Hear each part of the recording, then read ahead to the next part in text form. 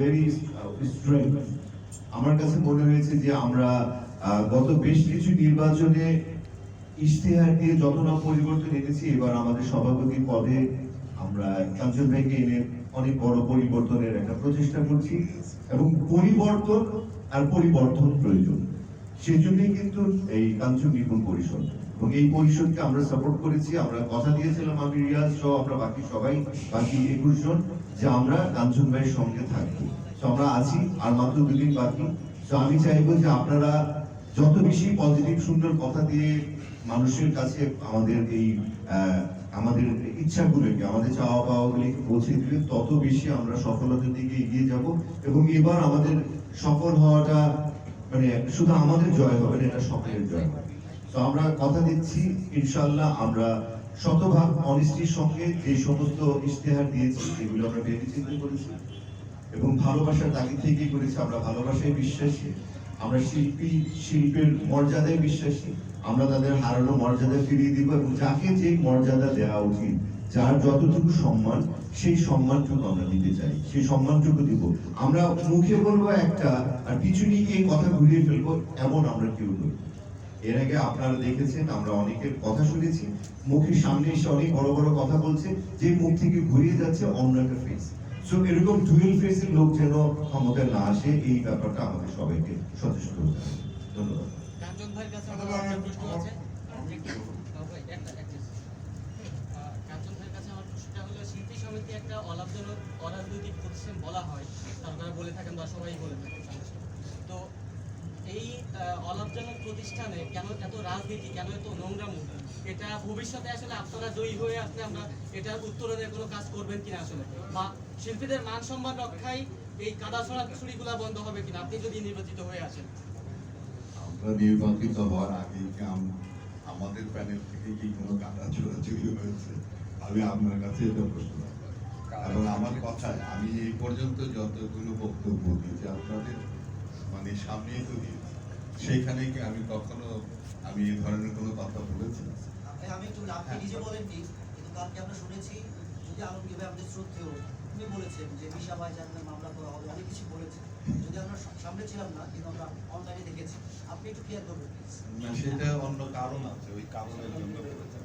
আর এটা আমাদের শ্রদ্ধেয় বড় ভাই বলেছেন, আমি মানে ওটার কারণের জন্যই বলেছেন। ওটা কিন্তু কাদা ছোড়াছুড়ি পর্যায়ে না, এটা অন্য বিষয়।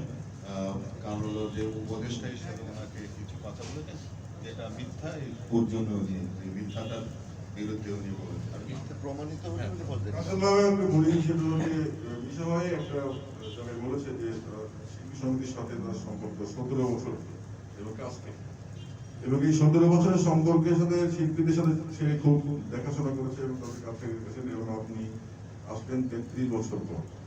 এই 17 বছরের সাথে শিল্পীদের সাথে যে কাছে, এবং আপনি 33 বছর পরে ক্ষমতায় ছিলেন না, অন্য জায়গায় মানে চলচ্চিত্র থেকে বাইরে ছিল না, চলচ্চিত্র থেকে সব শিল্পীদের কাছে ছিল, এটা তার অভিজ্ঞতা। অভিনয় করলে কি কাছে থাকা যায় না? সেক্ষেত্রে এই 17 বছর এবং 33 বছরের এই সমীকরণটা কিভাবে দেখবেন? না, আমার তো এই বছরও 2টা ছবি আমার এনে জমে যাচ্ছে, আমি দূরে ছিলাম তো, ভোটে জেতার ক্ষেত্রে তারপরে আমি উপদেষ্টা ছিলাম তাদের কমিটি।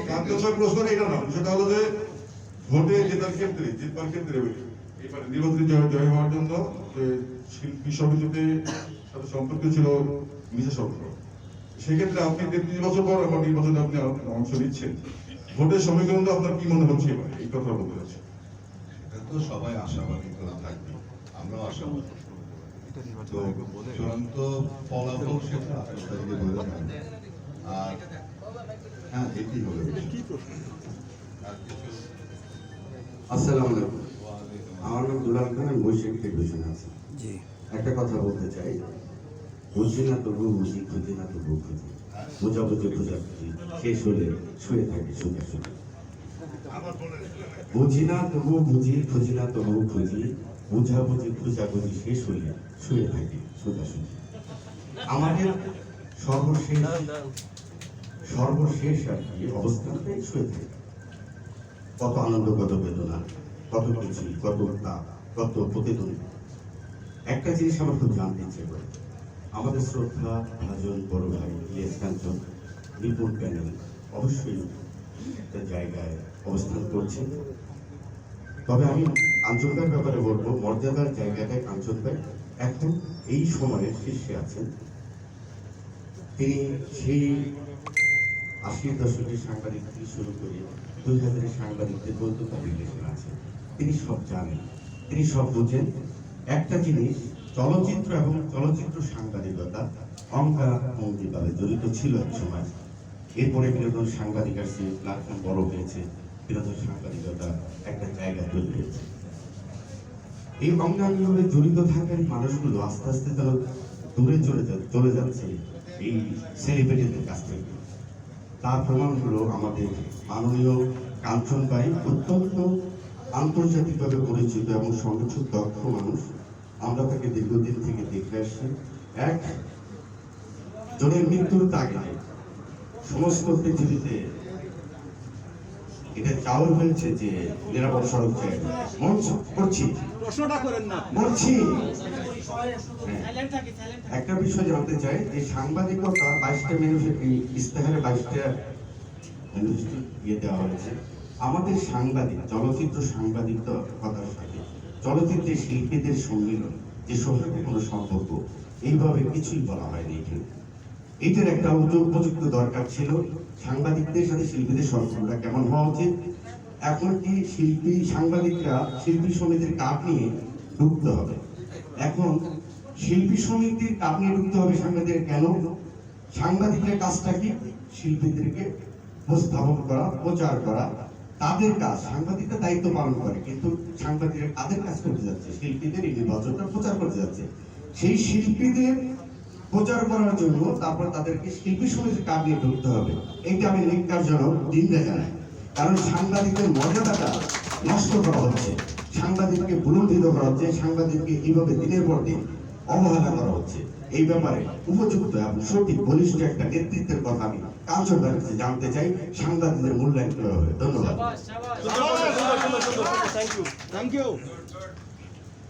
যতই দূরে থাকি, চোখের মাঝে যদিও না থাকি, হৃদয়ের মাঝে আছি এবং রাখি। আমার তো মনে হয় যে এখানকার উপস্থিতি দেখে আমাদের বোঝা উচিত যে আমরা দূরে ছিল, আমরা কাছাকাছি আছি। আর যে কথাটি উত্থাপন করেছে সেটি হলো যে আমাদের যে কর্মক্ষেত্র, সেটি কিন্তু আমাদের নিজেদের এখানে কাজের জায়গা, কিন্তু জায়গাটার পরিচালনার দায়িত্ব কিন্তু সরকার থেকে নির্ধারিত কর্মকর্তা দ্বারা পরিচালিত। সেইখানে যে নিয়মগুলো আছে সেগুলো সেই কর্মকর্তারাই নির্ধারণ করে। তো যে কারণে আমরা সেই জায়গার মধ্যে কিন্তু আমাদের হস্তক্ষেপটা কম থাকে এবং আমরা করতেও পারি না, এবং এই বিধিনিষেধগুলো তারাই আরোপ করেন এবং সেটার বিরুদ্ধে মানে আমরা অলরেডি কিছুটা অবস্থান আমরা কিন্তু নিয়েছি। যেমন আপনার যে তারা বলেছিল ইলেকশনের সময় যে আমাদের যে অন্যান্য সংগঠনগুলো আছে তাদের মানে ঢোকা নিষেধ করা হয়েছে। তো সেটা মানে আমরা চেষ্টা করেছি যে তারা যেন আসতে পারে, এবং আপনাদের যে বিষয়গুলো আছে সেইগুলো নিয়ে আমাদের এই ব্যবস্থাপনা পরিচালকের সঙ্গে কথা হয়েছে, নির্বাচন কমিশনের সঙ্গেও কথা হয়েছে। কিন্তু এখন এই কোভিডের যে বিষয়টি আপনারা জানেন, আমরা যতটা করতে পারতাম এই কোভিডকে সামনে রেখে আসলে কথা বলা যায় না। কারণ এখানে যে এফডিসি সাহেবের কাছে মানে শুধু যে তথ্য মন্ত্রণালয়ের নির্দেশনা তা না, আপনারা জানেন স্বাস্থ্য মন্ত্রণালয়ের নির্দেশনা আছে, তারপরে আপনাদের স্বরাষ্ট্র মন্ত্রণালয়ের নির্দেশনা আছে কোভিডের কারণে। তো যে কারণে আপনারা কষ্ট নেবেন না, আমাদের যথাসাধ্য চেষ্টা আমরা করেছি, যতটুকু তারা করেছেন আপনারা এবার এই কোভিডের কথা চিন্তা করে আপনারা ক্ষমার সঙ্গে বিষয় আসলে ম্যানিফেস্টোর কথা বলেছি, 22টা ম্যানিফেস্টোর 22টা পয়েন্ট আছে, সাংবাদিকদের ব্যাপারে আপনার কোনো কিছু নাই, এই ব্যাপারে জানতে হবে। এটি তো আসলে 22টি পয়েন্ট, এটি আমাদের শিল্পী সমিতি শিল্পীদের কল্যাণের জন্য। আপনারাও তো এর আগে কখনো করেন নাই, তো তিনি যদি দাবিটা করে দেন ভবিষ্যতে ইনশাআল্লাহ আমরা চেষ্টা করব। আসসালামু আলাইকুম, আমি তাওকির যমুনা টেলিভিশনে কাজ করি। আমার প্রশ্ন হচ্ছে 4 নাম্বার স্টেজ 4 নাম্বার পয়েন্টটা নিয়ে। আসলে সবাই জানতে চায় 184 কেউ বলে 120 কেউ বলে 130। এটা হাইকোর্ট একটা যে রুল জারি করেছিল 10 দিন অলরেডি শেষ হয়ে গেছে। কিন্তু এটা আপডেট কেউ ক্লিয়ার করে বলছে না। আমরা এটা আসলে সবাই জানতে চাই আপডেটটা কি আসলে। ধন্যবাদ। আমি শুনিলাম। আমি একটু আপনার প্রশ্নটা একটু প্রথম থেকে আসি। জি, কাদা ছোড়াছুড়ির একটা প্রশ্ন এসেছিল। আমাদের যে কাঞ্চন নির্মাণ পরিষদ 21 জন মানুষ, কাদা তো ছুটতে গেলে থাকতে হবে। এখানে আমরা কাদা খুঁজে পাই না, যে কাদা ছুঁড়ে মারবো যে কারো দিকে, সেই কাদা এখানে দেখি নাম্বার 1। নাম্বার 2 হচ্ছে যে আমার ভাই প্রশ্নটি করেছে যে 22টি পয়েন্টের মধ্যে সাংবাদিকদের কথা বলা হয়নি কেন। কাঞ্চন ভাই বলেছেন সাংবাদিকরা হৃদয়ে আছে। অবশ্যই আপনারা আমাদের এবং দর্শকের মাঝে অনেক বড় একটি মেল বন্ধন। তো সেই জায়গাগুলো আমরা অ্যাড্রেস করছি এবং আমরা যেটা দেখেছি যে একটি জাতীয় দৈনিকে একটি কথা ছাপা হয়েছে ওই পরিষদের একজন সদস্যই বলেছে যে যারা সম্মান দিতে জানে না তাদেরকে আমি ভোট দেব না। তো আমার কাছে মনে হয় যে সম্মানের বিষয়টা আসলে ভাইস ভার্সা।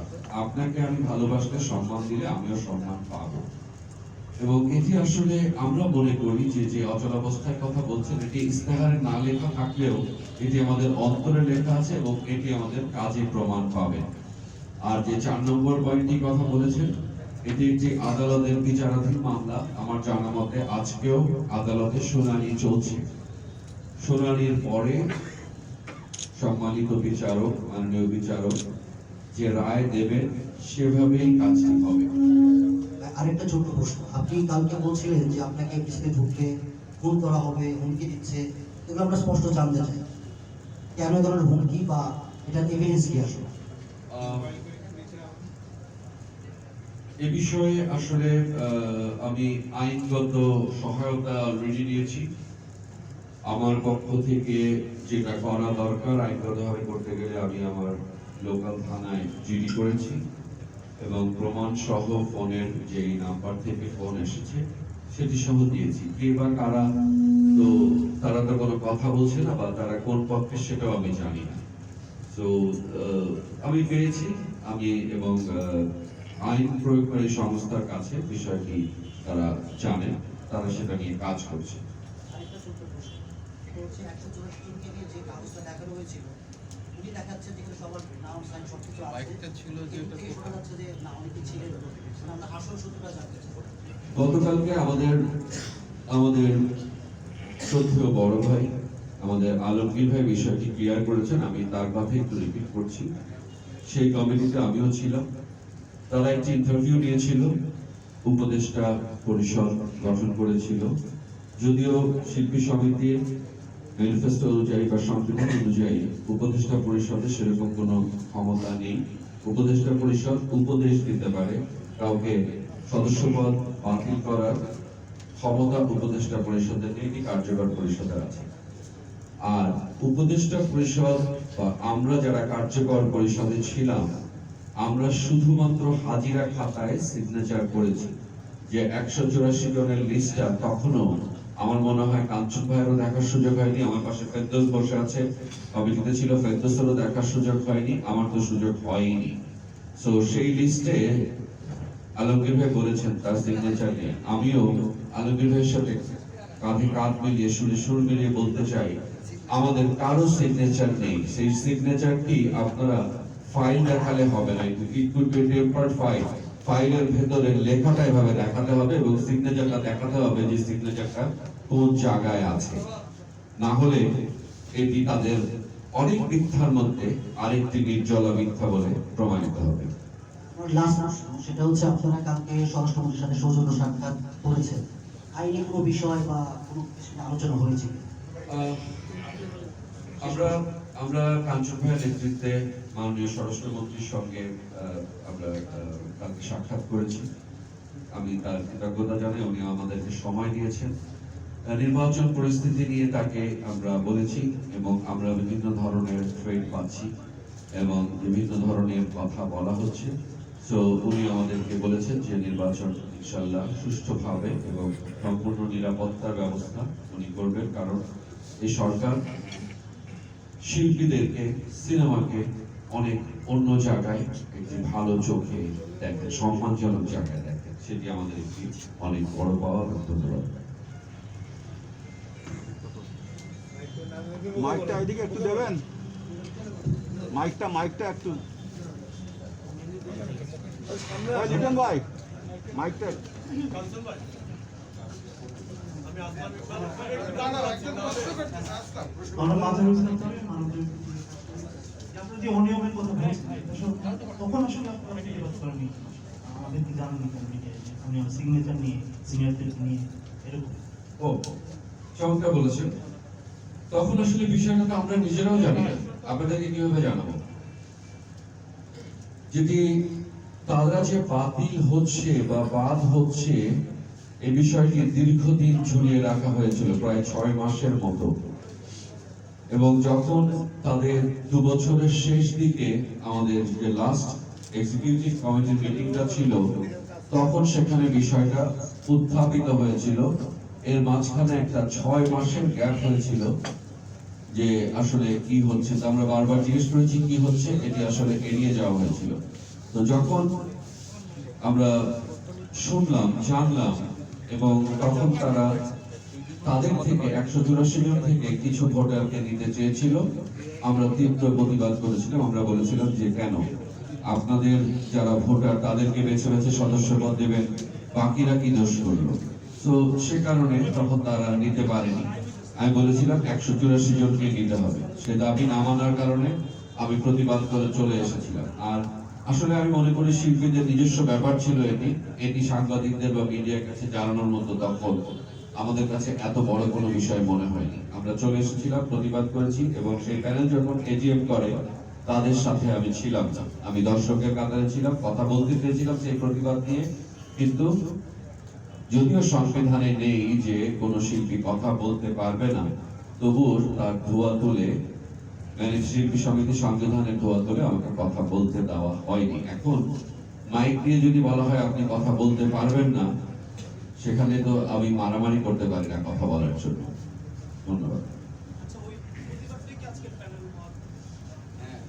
সেটাই তোমরা বললাম। এই ব্যাপারগুলো এত বেশি আমার মনে হয় না। একই প্রশ্ন। হ্যালো, যদি আদালতের নির্দেশনা না আসে এই একদিন কিংবা 2 দিনের ভিতরে, তাহলে ভোটার কতজন ধরে নেব যে ভোট প্রদান করবে? সেটা আপনাকে নির্দেশনা না আসা পর্যন্ত বলা যায়। বর্তমানে কতজন আছে? 428 জনের মতো। আচ্ছা, আমার নাম আবুল কালাম, আমি নয়াদিগন্ত পত্রিকার কাজ করি। আমার প্রথম প্রশ্নটা হচ্ছে কাঞ্চন ভাইয়ের কাছে, যে আমি কয়েকদিন একটা প্রতিবেদন করেছিলাম সিনেমা হলের বর্তমান অবস্থা নিয়ে। সেখানে সিনেমা সংশ্লিষ্ট যারা তাদের সাথে কথা বলেছেন, তারা বলছিলেন যে বর্তমানে 10% সিনেমা অলরেডি নির্মাণ কমে গেছে, আর আপনার 97% দর্শক কমে গেছে হলে, আর সিনেমা হল কমেছে 93%। এই যে এত বড় একটা ফারাক, এখন এই সিনেমা হলে দর্শক ফিরানো, ছবি নির্মাণ সব মিলিয়ে এই প্রাণ ফিরে আনতে আপনি কি কি পদক্ষেপ নেবেন আপনার প্ল্যানে আছে? প্রথম প্রশ্ন। দ্বিতীয় প্রশ্ন হচ্ছে, আমরা তো সাংবাদিক যারা আছে এখানে সবাই আমরা প্রতিদিন একবার যাই। গতকালকেও যখন গেলাম সন্ধ্যা পরে একজন নৃত্যশিল্পী তিনি অভিযোগ করেছেন, ব্যক্তিগতভাবে আমার সাথে তিনি কথা বলেছেন, যে তাকে একজন নাম ধরেই বলি, তার ভাষায় হচ্ছে জাহাদ খান তাকে ফোন করে বিভিন্ন হুমকি দিচ্ছেন। প্রাণনাশের হুমকি বলেছেন যে তুই অফিসে থাকবি, আমি না আসা পর্যন্ত যাবি না। ঠিক তার ভাষায় আমি বললাম, কোট আনকোট। এটা নিয়ে আমি তাইবারের পরে মন্তব্য চেয়েছিলাম কালকে অফিসিতে। তাইবারে বলছেন যে আমরা বিষয়টা নিয়ে কথা বলতে পারে জানাবো। 2 নম্বর হচ্ছে, আরেকজন অভিযোগ করলেন যে তিনি মৌখিকভাবে প্রশাসনিক শক্তি প্রদর্শনের হুমকিও দিচ্ছেন। তো এই যে শিল্পীদের হুমকি প্লাস হচ্ছে প্রশাসনিক শক্তি প্রদর্শনের বিষয়টার কারণে আপনারা নির্বাচনের দিন এটাকে কোনো ঝুঁকি মনে করছেন কিনা নির্বাচন নিয়ে? এবং এ বিষয়ে আপনারা কোন পদক্ষেপ নিচ্ছেন কিনা? আর আচ্ছা, আপনার প্রথম প্রশ্নটা আমি জবাব দেবো, দ্বিতীয় প্রশ্নটার জবাব দেবে আমাদের দায়। প্রথম কথা হলো যে চলচ্চিত্র সিনেমা হলের যে পরিস্থিতির কথা বলেছেন, আমরাও অলরেডি সিনেমা হলের মালিকদের সঙ্গে কথা বলছি।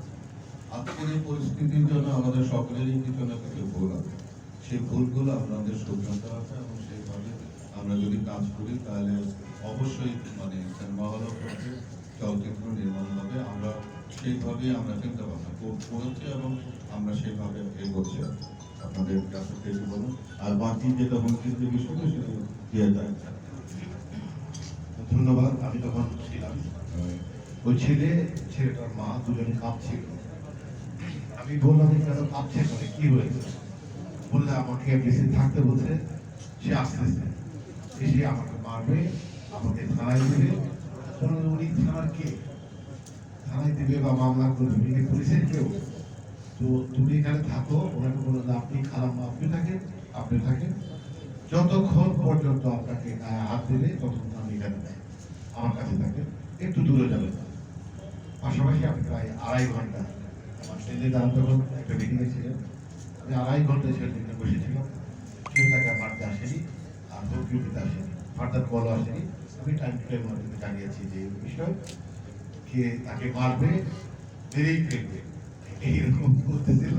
পরে আমরা দেখে এটা দিছি, আর আমরা এখানে আছি, এতগুলো মানুষের মেরে ফেলবে, এত কি মানে মগের মূলক কি না? এইগুলো এসে একটা শব্দ আছে কিন্তু বাংলা কাপড়। কিছু কিছু সময়ে মানুষের দেয়, এগুলো নিয়ে আমরা চিন্তিত। এটা নিয়ে মোটেই আমরা পাত্তা দিলাম না, যেহেতু শেষ পর্যন্ত সে আসে নাই বা ওই লোকটি আসে নাই তাকে মারতে বা হাজতে ঢোকাতে। আমরা ধরে নিচ্ছি যে সে আর আসবে না। পরে ছেলেটাকে আমি নিয়ে যে বেরিয়ে, আমি যখন বেরিয়ে যাই তাকে ভোগ করে দিয়ে আমি চলে আসি। তো এটা আরেকটি বিষয় যেটা বললেন যে নিরাপত্তার বিষয়টা, 100% নিরাপত্তা থাকবে ইনশাআল্লাহ। এখানে কোনো রকম অনিয়ম করে কেউ পার পেয়ে যাবে না, কারণ এখানে আইন প্রয়োগকারী সংস্থা রয়েছে এবং যারা যারা নির্বাচনের সাথে জড়িত তারা সবাই সাংঘাতিকভাবে অ্যালার্ট। আর আমরা যারা ভোটার আছি, আমাদের প্রার্থী আছি, আমরা কাউকে কোনো গন্ডগোল করতে দেব না। আমাদের নিজেরা করবই না, যার ভোট তাকে দিবে, যাকে খুশি তাকে দিবে। এই বিষয়টি সচল রেখেছি, এটা থাকবে। আতঙ্ক এমনিতে নেই, আতঙ্ক চলে গেছে। আমাদের কমিটি ঘোষণা হওয়ার পর থেকে আতঙ্ক নেই, চলে গেছে। বিচ্ছিন্নভাবে যে একটা আতঙ্ক আসতে থাকে, ওই যে ওনাকে আমার আইডল চিত্রনাথ রিয়াজ ভাইকে ফোন করেছে, নাম্বার নাই, সব 00000 নাম্বার। তো যদি সাহস শক্তি থাকতো তাহলে বাইরে মোবাইল দিয়ে কল করা উচিত ছিল। যেহেতু 000 দিয়েছে, তারপর অনেক নাম্বার হয়, প্রকাশ, বিকাশ, ইন্ডিয়া থেকে ফোন করে, বিভিন্ন নামে ফোন করে, আসলে নামগুলো সেভ করে। এটা যারা ভয় পায়, যারা ভীতু, তারাই নাম্বার চেঞ্জ করে কথা বলে। তাদের আমরা মোটেই পাত্তা দিচ্ছি না এবং খুঁজেও বেড়াচ্ছি না। তবে নাম্বারগুলো দেওয়া আছে, আইন প্রয়োগকারী সংস্থান আছে, সাইবার কার্ডে দেওয়া আছে, উনি একটা জায়গা মতো দিয়ে আসছেন, এটা ফাইন্ড আউট আমরা করে ফেলবো। প্রত্যেক কয়টার সামনে বের করবো। মাইক আশেপাশে নাই, জিডি আর হচ্ছে মামলার মধ্যে পার্থক্যটা জিডি একটা সাধারণ ডায়েরি, আপনি যে কোনো কারণে করতে পারেন, একেবারে সিম্পল। হ্যাঁ, অনেকে আবার এটা বিভ্রান্ত করে, জিডি করে প্লিজ একটি কথা ক্লিয়ার করি, শিল্পীরা ভয় পায় না। নাজিপুরে একটা জিডি করে ভয় দেখার জন্য মামলা করেছি, আসলে ওটা মামলা নয়। আমি হাসান কাঞ্চনদের কাছে একটা প্রশ্ন করতে চাই। আপনি তো ইলেকশন কমিশন হিসেবে কাজ করেছিলেন গত বছর, গত গ্রামে আপনার অভিজ্ঞতা হয়েছে। এবার যে যিনি আছেন দায়িত্বে, সুষ্ঠু ভোট হবে বলে কি আপনি আশ্বস্ত আছেন কিনা? কি কি পদক্ষেপ নিবে সেটা আমাদেরকে মানে জানালে আমাদের ভালো হতো। পদক্ষেপ আমি তো আমার বক্তব্যের মধ্যে বলেছি প্রথমে শুরুতে যে আমি একটা নতুন সিস্টেম কিন্তু চালু করে দিয়েছি, যে সেখানে মানে আপনার একটা ভোট গণনার বিষয়টা বিশেষ করে যে ক্যান্ডিডেটরা যেন ভিতরে না যেতে হয়, তারা বাইরে বসেই বড় মনিটরের মাধ্যমে তারা ভোট গণনাটা, স্বচ্ছ ভোট গণনাটা তারা দেখতে পাবে। এটা এবারও তারা এই ব্যবস্থাটা করেছে। আর যেটি সেটি হলো যে মোবাইল ফোন কেউ সঙ্গে করে নিয়ে যেতে পারবে না, এই ধরনের আমরা তাদেরকে বলা হয়েছে, তারা সেটি নিশ্চিত করবে। প্রয়োজনে যদি কেউ, অনেকের আবার দুটো মোবাইল থাকে, একটা জমা দিলে আর একটা, তো সেই ক্ষেত্রে যদি সন্দেহ হয় মহিলা সার্চ করবে মহিলারা, মহিলা সিকিউরিটি থাকবে, পুরুষরা কারণ এই মোবাইল দিয়েও কিন্তু অনেক রকমের মানে প্রবলেম হয়। আরেকটি যে জিনিস সেটি হলো যে ব্যালট পেপার যেন ডুপ্লিকেট না হতে পারে, সেটারও একটা সিস্টেমের কথা আমরা নির্বাচন কমিশনকে বলেছি যে আমাদের যে প্রতিনিধি থাকবে এবং তাদের যে প্রতিনিধি থাকবে ব্যালট পেপারের মধ্যে এই 2 জন প্রতিনিধিরও সিগনেচার থাকবে, কারণ ডুপ্লিকেট হলে তো সিগনেচার আর হইত না, এবং এই সিগনেচার ছাড়াও আমরা ব্যালট পেপার আমরা এই ধরনের